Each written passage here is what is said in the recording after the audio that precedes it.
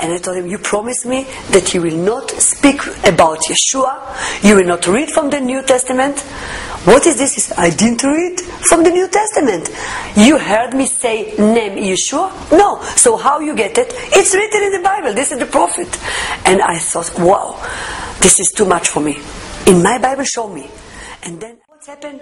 I start to see the verses and the stories from the Bible like jumping from the book and just showed me with so much light what it's written. And I said, what? Wow! ילד יולד לנו והמשרה תהיה על שכמו פלא יועץ אל גיבור אביעד שר שלום. I couldn't believe it that this is what it's written, that we will have a baby that his name 5 names. And what does it mean? In the Bible, you know, every name it's with meaning, but 5 names, it means all the character of God. Pele, Yoetz, Pele is wonder, advisor, Yoetz, mighty God, El Gibor. It's forbidden to Jewish to call to somebody mighty God. No God, it's written, except me in the Bible. So how come that this baby, he has a name, mighty God, Pele Yoetz El Gibor, Aviad for eternity, Aviad forever, Sar Shalom, the Prince of Peace. So this is one. And they speak about this Messiah. This Messiah, he has to be wonder, he has to be advisor, he has to be mighty God, and he has to be eternity, and he has to be the peace that I saw in those people. And then I thought, oh, it's too much. Why nobody knows about this? And I thought, I have to go to study. I have to go to study because I cannot be quiet. But you know what's happened before? When I started to read the Bible and I saw so many things that show me really the line, where is Yeshua in the Bible? In Genesis 1:26. Let's make human being like us. Vayomer, in Hebrew it's even much more strong because Vayomer Elohim. Elohim, it's plural. And plural, those plural spoke with somebody with the same authority, and he told him, let's make human being like us. In Genesis 1:26, from the beginning, we can see it. That he speak about, let's make some, who is this one? Who is this one that was with God? But after that, if you go in the Bible, you can see in Micha chapter 5, that he has to be one baby that he will born in Bethlehem, Ephrata, not Bethlehem in the Galilee, like some people say, Ephrata Bethlehem, that he has to be Motzaotav. It means, if you ask somebody, from where are you? I don't know how exactly to say it in English. From where are you? He will tell you, I'm from Switzerland. I will say, I'm from Morocco. But if you ask this baby, from where you are, he will say, I'm from the beginning, when before it was the world. And I was shocked, like, this is the one that was with God, that he say, let's make a human be like us. I was really shocked.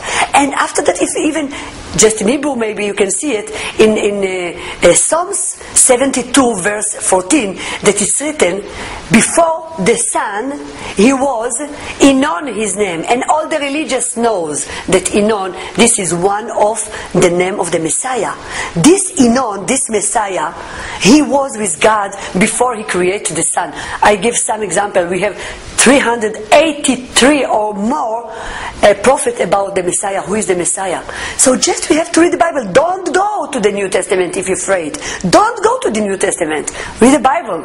But you have to clean your head, because I grew with a religious family, and my grandfather, he was El Kabatz. He wrote the book of the Siddur.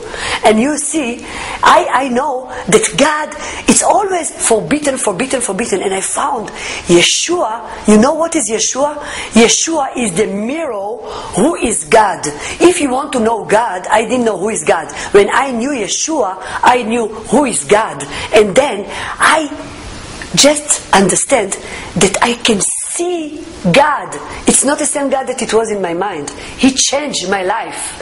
He changed totally. He showed me love. He showed me that He loved me. He don't want to punish me. He just want to bring me to the way. Look in the Bible. Always He say, after He say this and this and this, He say, Shuvu elai, come back to me. You left me. I'm like husband that dressed you and make you beautiful, and you left me with other husband. But I'm still a same. I'm waiting for you. And He promised. promise. He has so much promises. And okay? There was no understanding, and really, growing up in a Jewish home on Long Island, who would have told me that his name was Yeshua, that his mother's name, if you called her Mary, she wouldn't have identified with that. Her name was Miriam. That his followers called him Rabbi. I didn't know that Christ is just the Greek equivalent of the Hebrew Mashiach, Messiah.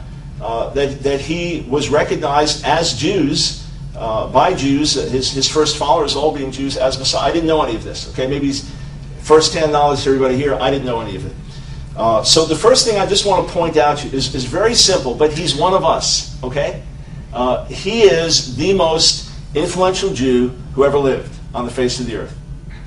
He is the most influential rabbi who ever lived on the face of the earth. And through him, more people around the world, Gentiles primarily, have come to know and worship the God of Israel, and even take the Hebrew Scriptures as their own and pray the Psalms and listen to the words of Moses and the words of the prophets. More people around the world, multiplied hundreds of millions, have come to worship the God of Israel through this Jew than through any other man. That's significant. That makes the first claim for considering, is there something to him being the Messiah? Second thing I want to point out is that when God called Abraham, according to Genesis 12, when he was Abram at that time, the promise to him, and then repeated throughout the Scriptures to the seed of Abraham, his descendants, was that through his seed, blessing would come to the entire world. It is the destiny and calling of Israel and the Jewish people, not just to live a separated life of Torah study and observance, but to actually be a light to the nations.